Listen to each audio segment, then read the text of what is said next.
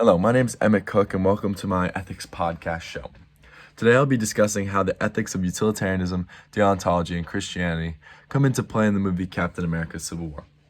This movie has many rich ethical issues in it, so today's episode will be a juicy one. The first ethical topic we will cover that is a major part of this movie is utilitarianism. But before we jump into how this philosophy affects the story, I want to explain the actual issue that is happening in the movie first. It goes like this.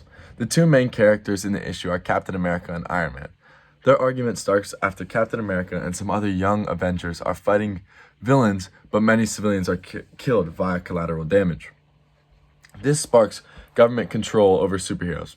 This control restricts all superheroes so that those civilians aren't killed. Iron Man agrees with the government, whereas Captain America does not. This sparks a major conflict that we'll talk about. Now that I've covered the background information, I can get into the ethics of the movie, starting with the principle of utility. The principle of utility is the greatest amount of happiness for the greatest amount of people.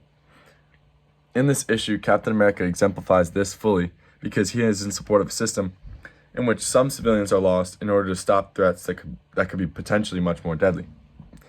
He believes it is right for some to die in order to stop a villain that could potentially kill millions.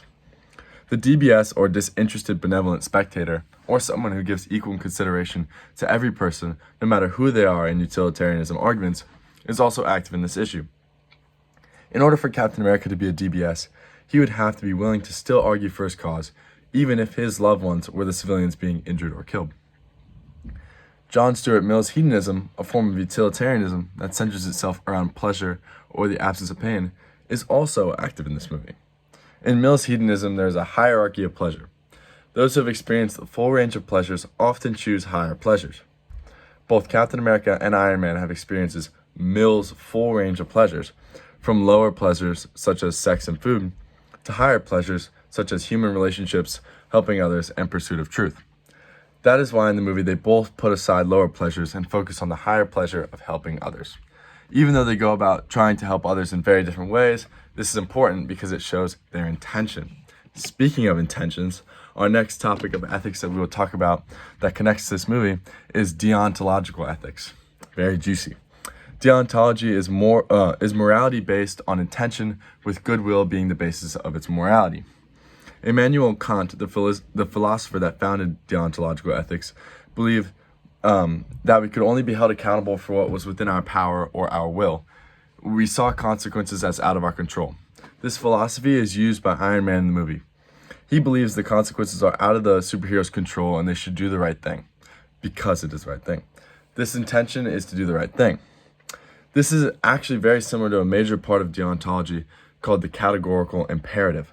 The categorical imperative is a universal command to do the right thing because it is right. This is exactly what Iron Man does. The universal law, which is another part of deontological ethics, states that all people at all times should follow the categorical imperative. The only way to fulfill this command and get to the universal law, which is to do the right thing because it is right, is followed by the law of the end in itself. This law is so important in this argument in the movie as well as in deontological ethics itself. The law of the end in itself states that people are ends in themselves and can not be used to reach a good end. This is what Iron Man believes, and it's his main argument against Captain America. Because in Captain America's point of view, people aren't being used to save other people. These people are being used in a degrading way in order for a good outcome. They are dying so that other people can live. According to Kant, this is terrible. Lastly, to end off today's podcast, we will be talking about how Christian ethics would approach this argument and how their stance may differ from the other philosophies that I have covered. When it comes to the consequences of an action, in this case, the civilians' lives, Christianity accepts the role of consequences as part of the circumstances of an action, which are an important part of the moral act. This is unlike utilitarianism, where everything is based off consequences, and deontology, where consequences mean nothing because they cannot be controlled.